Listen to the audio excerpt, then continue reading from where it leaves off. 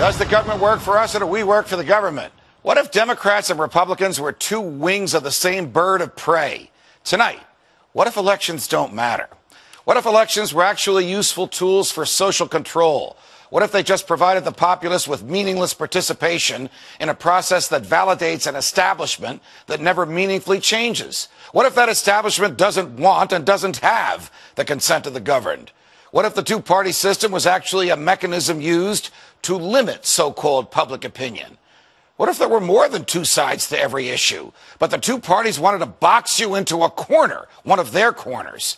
What if there's no such thing as public opinion, because every thinking person has opinions that are uniquely his own? What if what we call public opinion was just a manufactured narrative that makes it easier to convince people that if their views are different, then there's something wrong with that, or there's something wrong with them?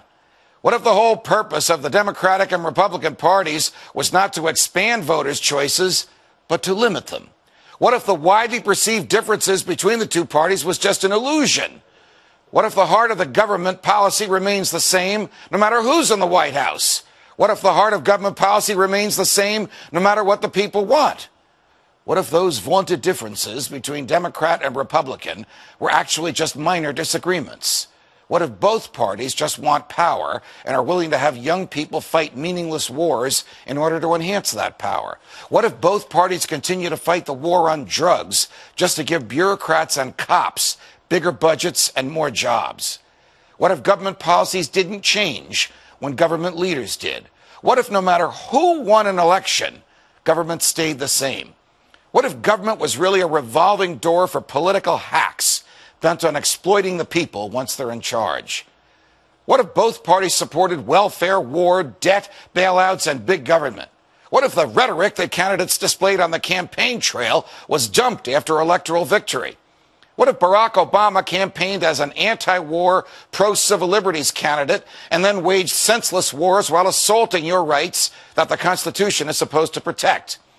What if George W. Bush campaigned on a platform of non-intervention and small government and then waged a foreign policy of muscular military intervention and a domestic policy of vast government borrowing and growth? What if Bill Clinton declared that the era of big government was over, but actually just convinced Republicans like Newt Gingrich that they can get what they want out of big government too? What if the Republicans went along with it? What if Ronald Reagan spent 6 years running for president, promising to shrink the government, but then the government grew while he was in the White House? What if, notwithstanding Reagan's ideas and cheerfulness and libertarian rhetoric, there really was no Reagan revolution at all? What if all this is happening again? What if Rick Santorum is being embraced by voters who want small government, even though Senator Santorum voted for the Patriot Act, for an expansion of Medicare, and for raising the debt ceiling by trillions of dollars? What if Mitt Romney is being embraced by voters who want anyone but Barack Obama, but they don't realize that Mitt Romney might as well be Barack Obama on everything from warfare to welfare? What if Ron Paul is being ignored by the media, not because, as it claims, he's unappealing or unelectable, but because he doesn't fit into the pre-manufactured public opinion mold used by the establishment to pigeonhole the electorate and create the so-called narrative that drives media coverage of elections?